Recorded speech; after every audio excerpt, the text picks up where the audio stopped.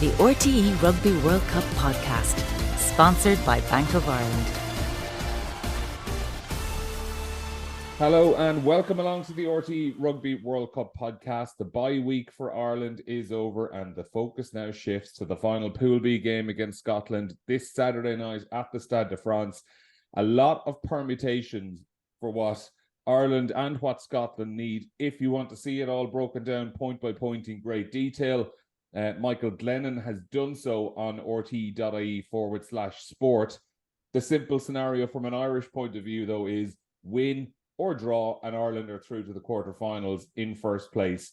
And to look ahead at this weekend's game, I have the company of James Downey and also former Scotland scrum-half Rory Lawson, who's back on the podcast again. Fellas, thanks a million for coming. And Rory, thank you for rolling out all the stops with that delightful Pool B themed background you have.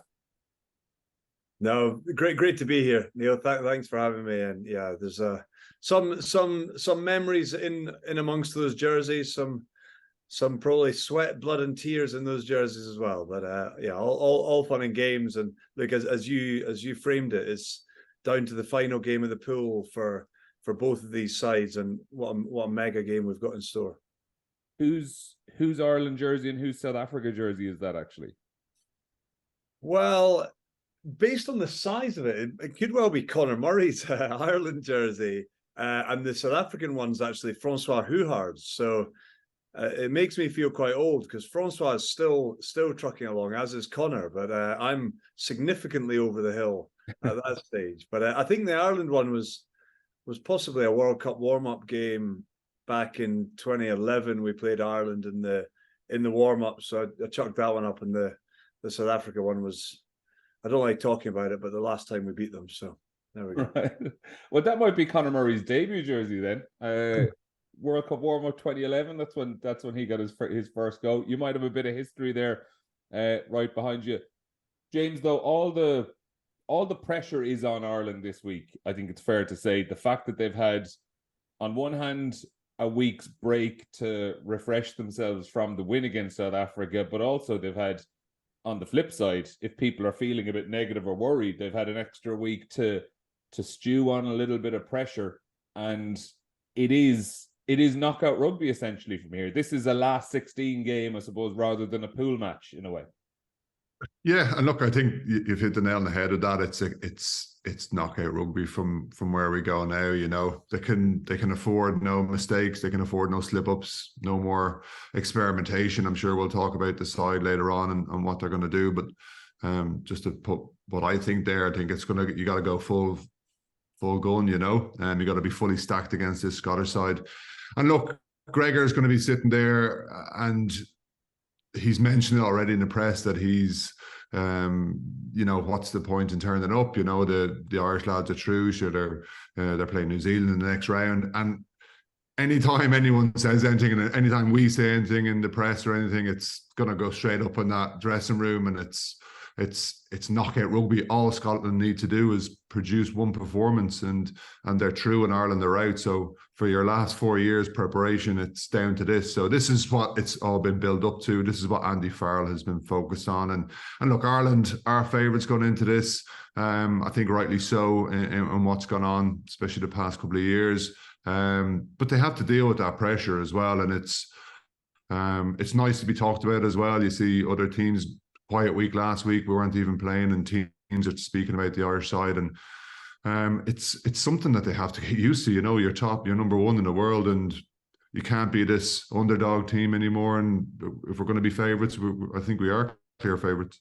Yeah, and James, it's something Conor Murray spoke about on, I think it was Saturday when we were speaking to him here in Tour, that in the past, and he was happy to address it as well. You know, in the past, Ireland have been a team that have been able to pull out big one-off wins. You think back to 2011 and beating Australia at the World Cup and going out in the quarters then to Wales, 2015 against France, and then the week later against Argentina. 2019, it started off with a brilliant win against Scotland and fell apart against Japan after that. And he says there's been a lot of discussion internally about how they have often struggled to back up a big performance with another one. And I don't know, it probably seems in a good way that it's something that they have addressed and they're not just trying to brush it under the carpet and say, oh well, no, it's going to be different this time. Yeah, and for me, it's the consistency of performance, and it's what Andy Farrell has brought into this side in terms of the way he even attacks the November series. Like, he's gone the last 2 years and he's looked at it as a quarterfinal, semi-final, final. And he's tried to put a strong side out to win every week and not just have a one-off against the big Southern Hemisphere team and change your side then and against say a tier 2 nation. He's gone in with it to say you've got to be able to play these 4 games in a row, these 3-4 games in a row where it really matters. And yeah, it is. You can always get yourself up for one game, but it's been able to produce week after week at that high level and against big sides. From now on in, it's big sides. It's quality teams. Like, okay, I'm not dismissing Scotland this weekend, but this is a huge game. This is a one-off game. I wouldn't even focus on anything after that because all the Scots need to do is produce one game and they're through and we're out. So they're going to be extremely focused on this weekend, but it is a case of can't just be one game, and I think Scotland, if they do produce something this weekend, they have to go and do the same next week, and that's hard to do. Rory, is this in the Scottish public, is this being viewed as a nothing to lose game, or is there still a degree of expectancy or hope/expectancy around them? Or is it very much go out there and give it a lash? Yeah, I think from a Scottish public perspective, there's definitely hope, and there's a belief. I don't think there's expectation or an overconfidence. I think most knowledgeable rugby fans in Scotland realise the size of the task that Scotland face, and if you're trying to build belief, then it's probably best to avoid the fixtures in recent years. Is it what Ireland are 8 on the bounce against Scotland? So, but equally, I'm delighted that you lads have framed it as knockout rugby from the get-go, because they will certainly highlight where Ireland have come unstuck in knockouts in previous World Cups. Scotland are capable of one-off performances. In fact, they're capable of consistent performances, albeit Ireland have definitely been a bogey team. And I've got no doubt at all that Andy Farrell, his coaching team, his leadership team, all of the players will have got into the granularity of where Scotland's threats are, where they've been successful historically, what's changed between the last match against Scotland and now. And there will be little tweaks, but I expect Andy Farrell to have a squad that will come out, look to enforce physicality, get your nuts and bolts right and around the set piece, cause defensive pressure, cause kick pressure, and try and force Scotland into errors which historically they've been able to capitalise on. But I think in the Scottish public in general, and I know within that squad, there will be a belief that they're capable of doing what's needed to get out the pool, albeit it's largely a free hit. You're playing against the number 1 team in the world. Nobody really expects Scotland to go and do it. Lots of, the Irish pundits, but actually the pundits outside of Scotland and Ireland are all talking about that quarterfinal crossover of, New Zealand, France, South Africa, and Ireland. So for Scotland, that naturally becomes a fuel to the fire that takes you into the week. Mm-hmm. Would there be, like, just in a hypothetical, if Scotland were to lose this weekend, but it's a pretty close game, it's going the full 80 minutes. Either side could win. Ireland eventually just edge it, and Scotland are out. Considering the strength of the pool that Scotland would have found themselves in, even though it would be consecutive World Cup pool exits, would it be viewed much differently to 2019? Oh, I think it would be. There's a different feel about the squad. There's a different feel about the dynamic and the culture within that squad this time round. I think if you consider it, South Africa, if Ireland win at the weekend or draw at the weekend, South Africa and Ireland go through. Yeah. Now, South Africa weren't at their best against Ireland, but they fought to the 80th minute and still lost. They are one of the top teams in world rugby. So for Scotland, they could put in a very good performance and still come out on the wrong end of the result. They could also put in a very good performance and find that Ireland are just a little bit off their game, and they managed to sneak it last play. So yeah, there's definitely a potential outcome that has Scotland losing the game, having put in a good performance. And I think if I wind all the way back to the couple of months leading into this World Cup, I tried framing it in my own mind and didn't ever get the answer from Gregor Townsend. But what does success look like for Scotland coming to a World Cup whereby your pool is number 1 and number 2 team defending world champions in the same pool alongside Tonga and Romania? What does success look like? Success then becomes 4 performances that you can hang your hat on and say, we went out there, we put ourselves out there, and we just weren't quite good enough to beat the best 2 teams in the world. Now, in the post-match review of South Africa, Scotland definitely came away thinking we didn't really get close to sort of middle of 4th gear or 5th gear in that game. And that's where the disappointment lies. They lost to South Africa fairly comfortably in the end, but they didn't really fire the shots that you expect a Scotland team. On Saturday, no matter what happens, no matter what the score is on the final whistle, they want to know that they've emptied the tank, they've fired the shots, they've chucked everything they can at Ireland, both sides of the ball, and then they'll be comfortable measuring themselves on that. James, you mentioned Gregor Townsend earlier on and maybe putting a little bit of pressure on Ireland. It was nothing compared to Rassie Erasmus. I don't know, did you see his quotes where he was saying, I would wholeheartedly much rather be in the situation I am now, where we've played all our matches, we've put our points on the board, and all the pressure's on Ireland now very much, and they have to go out and get a result. Out of curiosity, which situation would you rather be? Would you rather be South Africa right now, where it's points on the board, they're not necessarily guaranteed first place in a pool, but it would take a very, very, very unlikely result for them to be knocked out altogether? Or would you rather be in Ireland's situation, where there obviously is the pressure that they have to go and deliver this weekend, but they know a win and it's first place? I think I'd prefer it to be in the position we're in now, if I'm totally honest. Just maybe on Saturday at midnight, I might have a different outlook on it. I do think, though, that, look, it's just that element of Rassie piling on that pressure, just trying to see, can Ireland cope with this? Because that's the question. Can Ireland cope with all this pressure? And as I say, Ian Foster even thrown his hat in the ring as well about certain things. And yeah, look, it's going to be such a titanic battle, but I would prefer to kind of be in our position. Not that it's going to be, if we beat Scotland, say, the weekend, the lesser of 2 evils, to play the All Blacks, who are starting to get a bit of form together as well, rather than the French home team. And that's the only reason why I wouldn't want to play France at home at the moment.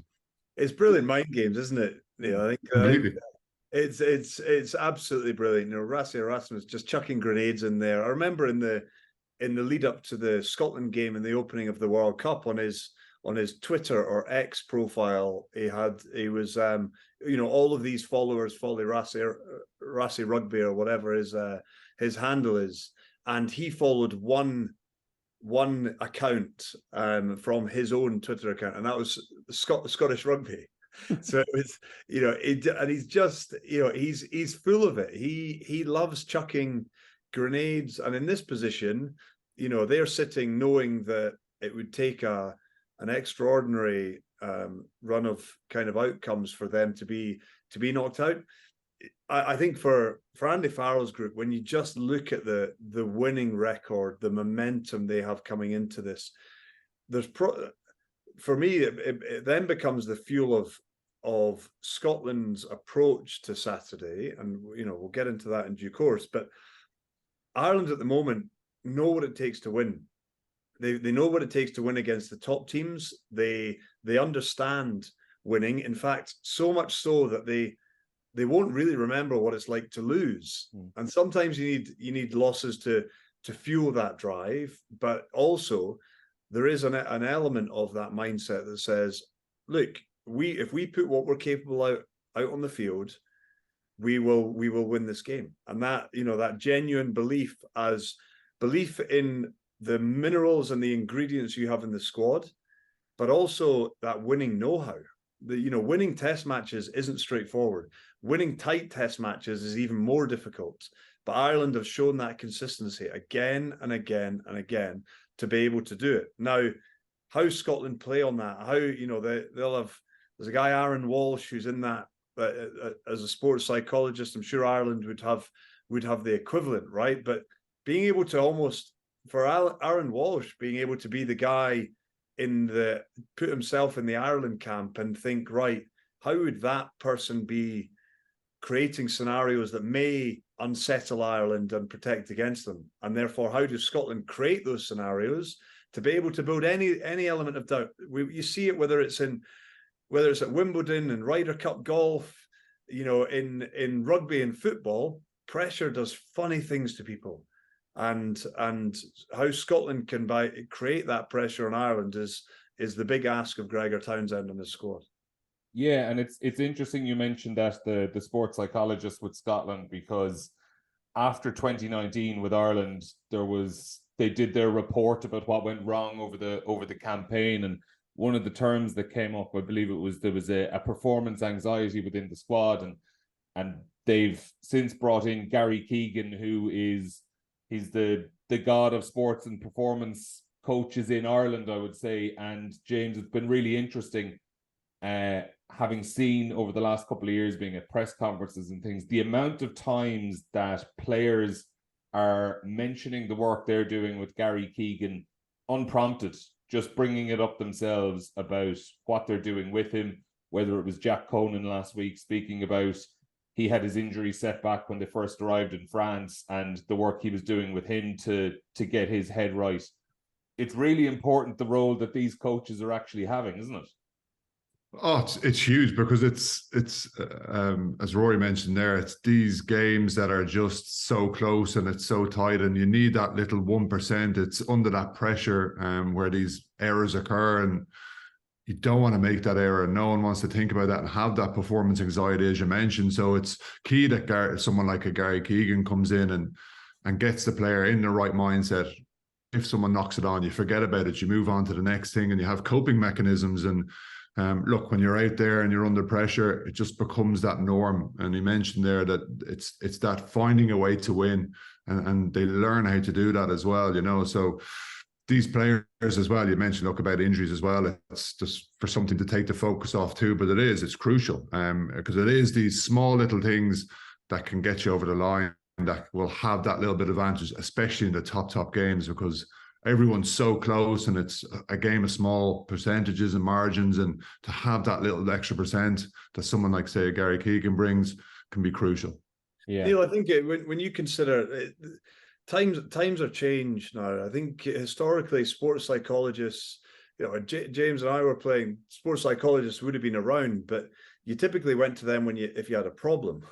If you were off your game, or if you were lacking confidence, or your form wasn't quite there, or if you had made an error in the last game that people were concerned about carrying into the next game. But now it's about the edge. It's about trying to find, you talk about the game being played between the ears. Now all of these guys are, largely speaking, yes, like physically, when you look at the South Africans, they're a bit different. Ireland have got some incredible specimens, but largely speaking, across the board, there's not a huge disparity with regards to physically where teams are.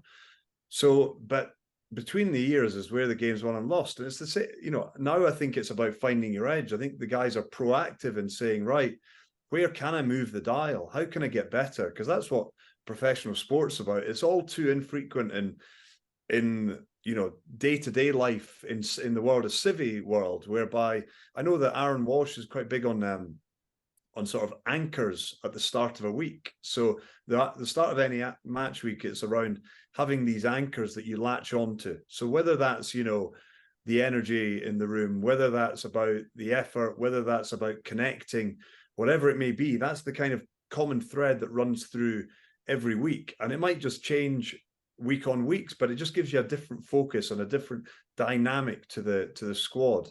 I think in you know, if we all considered, you know, you start a week different and you've got this anchor that you're going to define your week by, and every single day you're going to focus on that, we'd all be much better at what we do. For the sports people, it's about, you know, maybe an extra 5%, maybe an extra 2% in your performance. But I think there's a big change in that area now between the ears.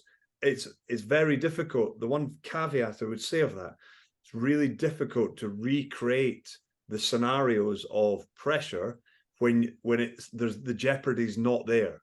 So you can try and create scenarios, you know, Clive Woodward creating the drop goal scenarios of 2003, you can create those, and Johnny Wilkinson will repeat the skill again and again and again. Everyone else will know the rows again and again. But when the pressure comes on and you've got 80,000 people in a stadium and you know, the world on your shoulders, that's when it really comes to a crux. But mental rehearsal, the guys will all do that kind of stuff now. And obviously, you know, Ireland have identified that challenge and they've put the work in over the last 4 years, and we've definitely seen the benefits on field.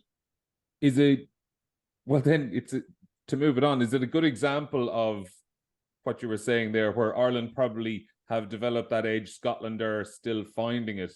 The Six Nations game between the sides back in March, when you were on chatting to us beforehand, where Scotland caused Ireland enormous problems in the first half and probably gave up 2 really, really good try opportunities late in that first half. Ireland go in, was it, I can't remember what the score was. Ireland just about went in ahead, or maybe Scotland were a point in front. I can't remember now, but it was a far closer game than it should have been. Scotland probably should have been a try or 2 ahead at halftime, and Ireland just looked a completely different team in the second half and had that belief. And then Scotland ran into the line-out issues, and Ireland were able to juggle losing 2 hookers and playing Cian Healy in at hooker, Josh van der Fleer throwing into lineouts, and were able to navigate their way through a game like that. You know, Neil, it's a really interesting point. It's something that, you know, thinking about it post Six Nations, and then, you know, reflecting back on that game, there will be moments in the game that define the outcome. And that was a moment in that game in the Six Nations just before halftime, whereby I think it was Scotland nearly scored in the left-hand corner, but just got bundled into touch. Was that right? George Turner got bundled into touch. That's right. And those are the moments, because if you think about the halftime talk, the confidence, the belief, the energy, based on those differing outcomes, that's one thing. When you bring the kind of psychology of things into play in the second half, for Ireland, there was a bloody-mindedness and resilience that they showed in that second half. When you've got 3 props scrummaging, you know, they could have dropped to uncontested scrums potentially, but they scrummed with 3 props. Cian Healy in at hooker, Josh van der Fleer threw into the lineouts. So that's actually where having the agility in the way that you approach things, and but also the psychology, being able to understand, you know, you're trying to unpick what the opposition are doing here. Don't rely on them unpicking themselves. And I think for them, you know, Scotland would never have practiced with the idea of Josh van der Fleer throwing into the liner. Ireland showed an agility to use the halftime break, work out how they went about rebuilding things, and just went out and executed second half. So it's those 2 things, I think, whereby understanding there will be moments in the game upon which the game is defined. You know, these are 2 really good sides. Ireland are just half a notch higher than Scotland when it comes to experience, quality, and winning know-how. But on their day, if Scotland can make the most of these opportunities, and I sound like a broken record when I talk about it, because it was that way at Murrayfield. A couple of years ago in Dublin, I remember Scotland broke Ireland open 2 or 3 times in the opening 20 minutes and didn't take the opportunities to score. Now, it's shoulda, woulda, coulda, right? But then at the same time, if they would trade in all of those losses and all of those missed opportunities if they can make 2 or 3 of them stick in the opening 20 minutes in Paris on Saturday and put themselves in a position to get out the pool. And James, to Ireland's credit, they've found themselves in a lot of those tricky situations over the last year. And Andy Farrell has always spoken of the benefits of finding yourselves in those situations, not just the game against Scotland, but for example, against Australia back in November when Johnny Sexton pulls out in the warm-up and Jack Crowley is thrown in for his first test start against the Wallabies. Then during the Six Nations, you had Jamison Gibson Park and Cian Healy pulling up injured the morning of the first game against Wales. You'd Gary Ringrose pulling out injured the day before Italy. There was someone else pulled out injured just before the game against France. So they've experienced a lot of last-minute hiccups and been able to deal with the chaos, I suppose, that brings. But it's blanking out that noise as well of it's not chaos. It's just, okay, we'll deal with this problem and we'll problem solve on the hop and we'll deal with it. You know, we won't get too stressed about it, which is a massive thing, which is they have out there. They don't panic and go, oh my God, we're down someone. What's going to happen? Who's going to do this? It's focus on your own job. The next person off the rank's going to do their job. We know what they're going to do, and I'll stick to doing my job. And I think it's a testament again to Andy Farrell and what he's brought into these players and the self-belief that they have within themselves that if something happens, I think it's more people on the outside who go, oh, if we lose this person and that person, we're going to struggle. I think the self-belief within that camp is, that's fine. If he's out, we know the next guy. We see him day in, day out training to the highest levels and they're able to do a job. And look, especially against the Scotland side who, like we've talked there about the mindset of turning early, scoring in a corner and that halftime team talk, it changes the halftime team talk, you know, and the self-belief that like it is a game of fine margins where if that scores, the halftime conversation with Gregor changes and Andy Farrell changes, but the players really pick up on that. They've been able to withstand this onslaught. They've been able to withstand some issues that haven't gone their way per se. And yet they've come on it and they come on second half and you're a different side then, you know, and you're able to overcome these issues. And I think, again, it's these small things that have made Ireland so strong. And I think this is one of the things, Neil, and again, James, from an outsider's perspective, who keeps an eye obviously on rugby and listens to the whole narrative around it, as the change from Joe Schmidt to Andy Farrell, there were obviously the stories around Joe Schmidt and his eye for detail, his structures, his frameworks that he wanted people to fit within, and then the standards that he set that held all of those up. So, you know, people put a ball down in training, right, switch out, somebody else gets a shot. Okay, so he built pressure through that, the standards that he set, the expectation. Andy Farrell is much more of a player, manager, coach who engages and knows and engages with what it's like to be in the player's shoes. But also, he, as far as I can see, he appreciates the skill sets of each individual in that squad. So he's got frameworks in place, he's got systems, but in each of the scenarios, the way that Ireland play, really clean in their exits. They've got a clarity of their kicking game. In the middle third, they maintain that kicking game unless it's really on, and then when they get the momentum, they get into their fluidity whereby they've got carriers but they've got options, and then it essentially hands it over to the players and says, you are all incredibly capable players, you're international, a number of world-class operators in there, and faced with a scenario, you're going to make the right decisions. So go out there and make the right decisions within the structures and frameworks that we have. Chuck into the mix, you've got Johnny Sexton, who's essentially like having a player coach on field because he just rallies the troops. He knows all of the different areas. He's the guy in the most important seat and he knows the game inside out.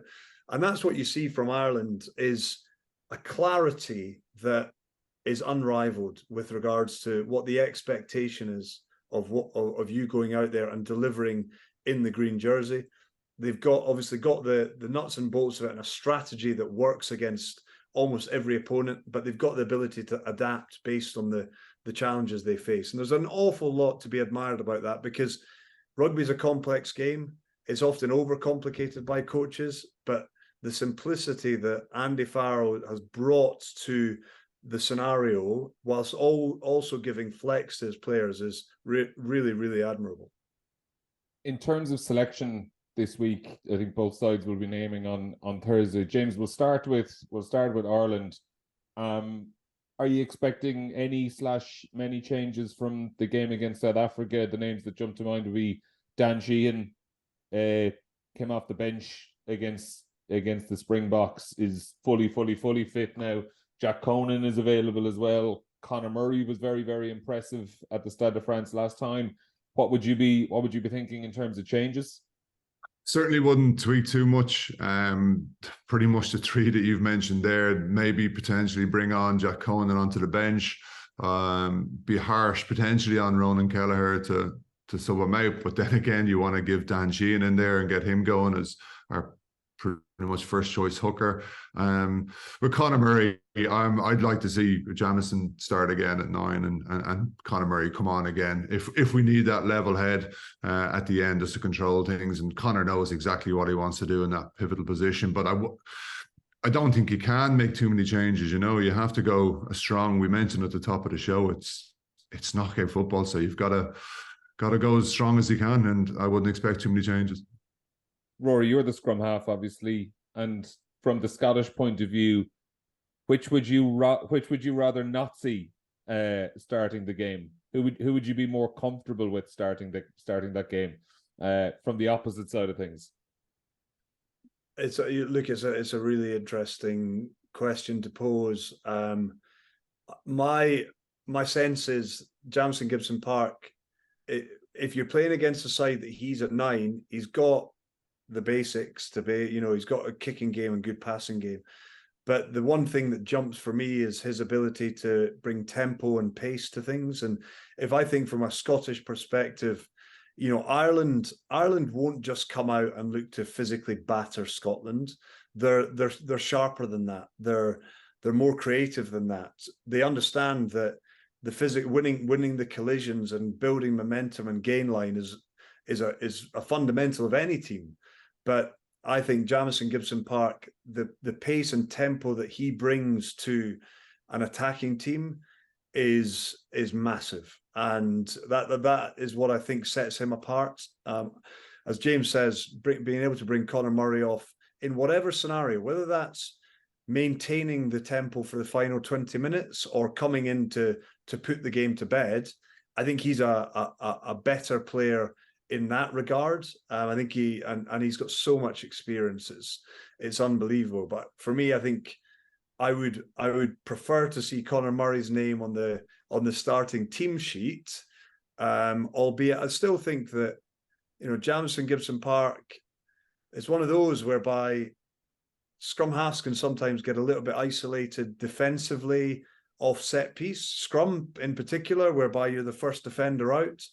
Having said that, if you go down his channel and he does make the tackle, you've got back rowers scavenging, climbing all over you. So I think there are, as ever, players have massive assets, massive abilities. You're always just looking to identify where there's a tiny little chink in the armory that you could expose. And it's such a good selection dilemma, I suppose, for a coach like Andy Farrell to have, where you have two very, very different scrum halves who have quite different attributes, and you can almost kind of go horses for courses based on what kind of a game you want. Yeah, definitely. If I think back to my playing days, I had Mike Blair and Chris Cusseter as my two teammate stroke opponents for the Scotland jersey. And I caught up with Andy Robinson last week, and he selected me more than he did the other two. But prior to that, the previous two coaches, Matt Williams and Frank Haddon, had either picked Chris Cusseter more or Mike Blair more. And it's a lot of the time you've got a scrum half that fits the way that you play, and therefore you kind of build that around the 9-10 axis. But I think in this scenario, both nines can play the way that Ireland play, albeit there are slight nuances to the skill set that they bring. You know, does Jamison Gibson Park, I'm sure the statisticians will have this, when he's playing, on average, is the ball a quarter of a second quicker into Johnny Sexton's hands or the fly half's hands? Therefore, are you able to turn a 4-on-3 into a 2-on-1 and a scoring opportunity, rather than maybe Conor Murray, whose his kicking's maybe slightly better, his box kicks have a little bit more hang time, the chase is better, maybe you get more ball back from his box kicks than you do Jamison Gibson Park. I'm sure that it plays a part within this, but nines, we know, are often the glue with regards to telling the forwards when they should keep a hold of the ball and keep generating momentum, and essentially deciding when the ball gets into the 10 or 12's hands to be able to unleash the backs. And I think on both sides, you've got such quality in that Ireland squad that it's a factor. For Scotland, Ali Price played very well on Saturday night, albeit against the Romania side. Ben White had an injury, you know, coming into the tournament, has showed up okay, but hasn't had a whole lot of game time. So that's maybe one of the areas that Gregor Townsend's looking at the moment.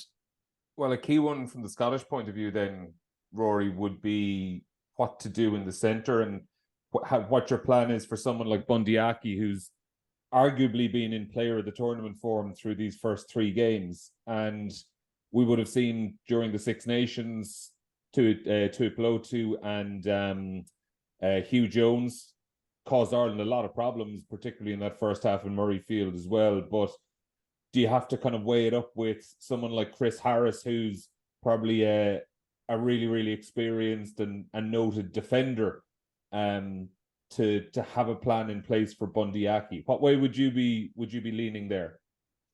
Or Cam Redpath comes into the equation then as well. Obviously, there's good depth at centre. Yeah, you know what? It's you know, you talk horses for courses, and I think when Gregor names his squad, we'll get a real idea as to how they're approaching this game. You know, do Scotland want to, you know, give up play a territorial game, and a game whereby you've got Chris Harris in 13, who is a defensive leader, you know, often spoken about as being one of the best 13 defenders in world rugby with regards to the way he manages that defensive line? Or do they pick Hugh Jones?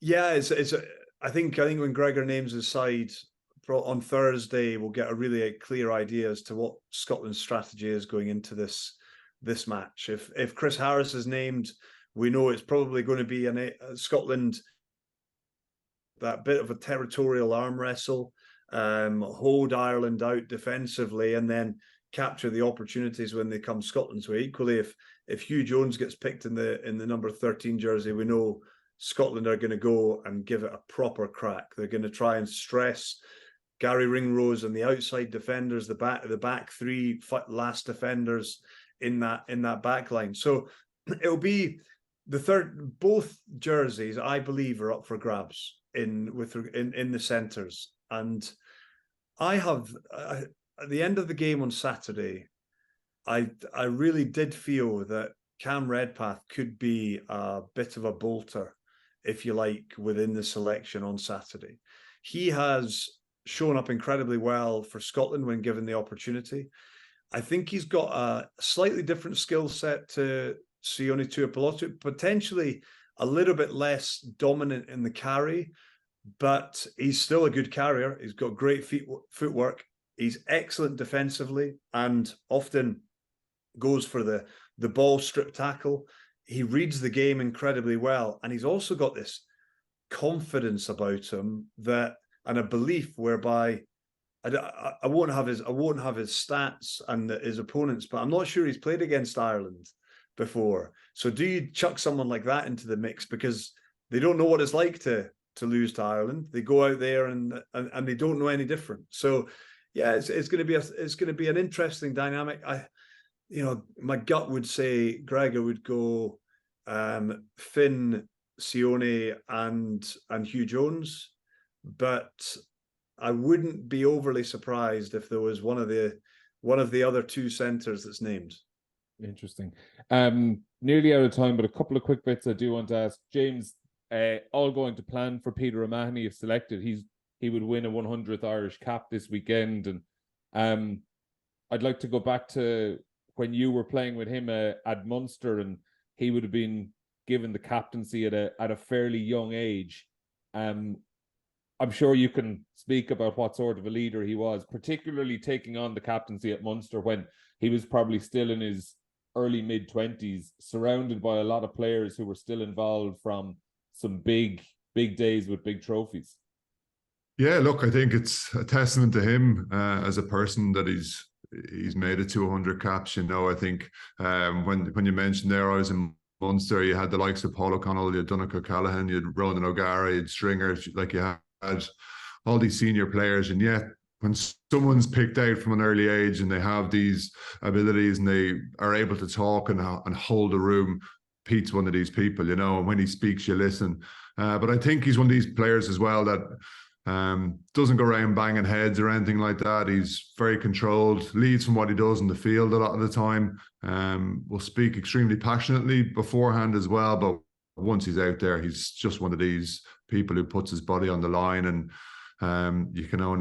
you'd follow him into battle anywhere, you know. And he's, as I said, it's a testament to him as a person, that he's gone through all this bit of hardship with injuries and stuff like that, but rode it all out, and he's come out the other end, and he's made 100 caps, and I'm absolutely delighted for him.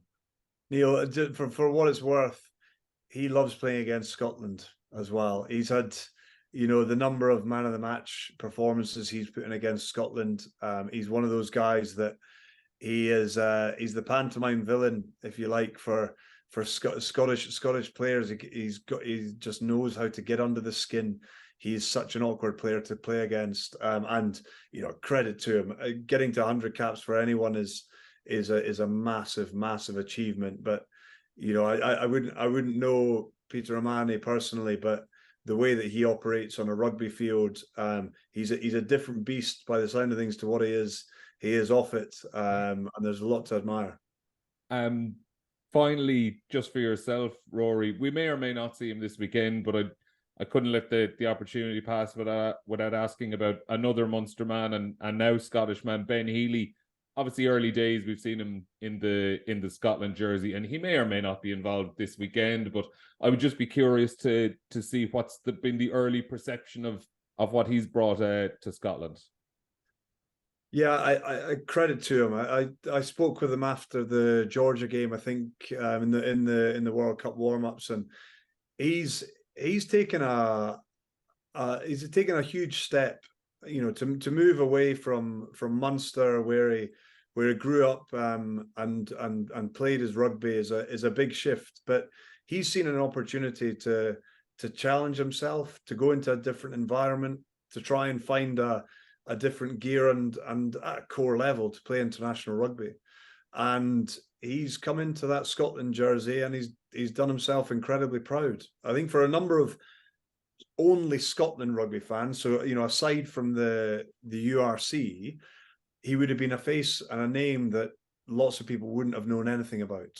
And he's come in, and I think particularly with his skills and his kicking game, you know, the length of his kicking game. He's a big physical guy as well, who is slotted into what it is to play a different style of rugby and different brand of rugby to what he would have done at Munster. And he settled really well. He would have had one of his most memorable nights on Saturday night, you know, in Lille, to go out there and kick 12 from 12 off the tee, run the show, and be part of a good Scottish win on a good night against a side who are obviously a side Scotland expect to turn over. But I think for him to even be posing the question in Gregor Townsend's mind about whether he could be in that 23 says what an impact he's made in a short space of time. Yeah, we'll watch that space. Very, very finally, quick word. What's the prediction for this Saturday? I think I'm hanging on to the nugget, the eternal optimist nugget in the back of my mind that says Scotland on their day can can do a job, but that's, you know, that would be undermining to a certain extent the quality of this Ireland side. I think Scotland will go out and they will chuck everything they have at Ireland. If everything sticks and they take their opportunities, and Ireland, you know, balls up a few of theirs, then Scotland could come out on the right end of the result, and it would be a famous night in Paris.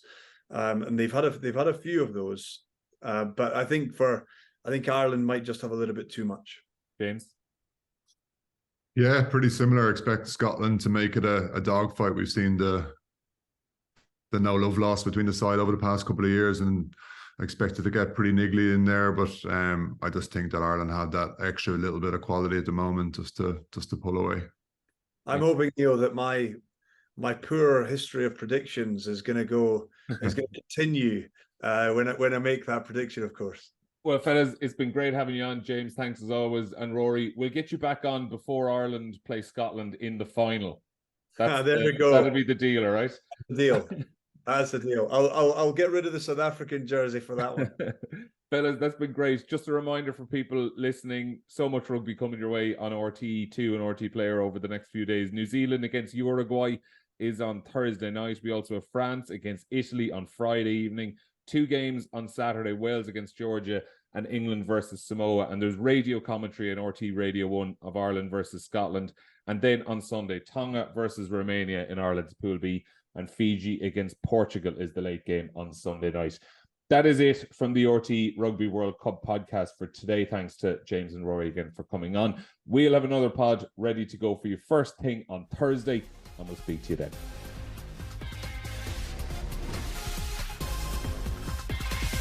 The RTE Rugby World Cup podcast, sponsored by Bank of Ireland.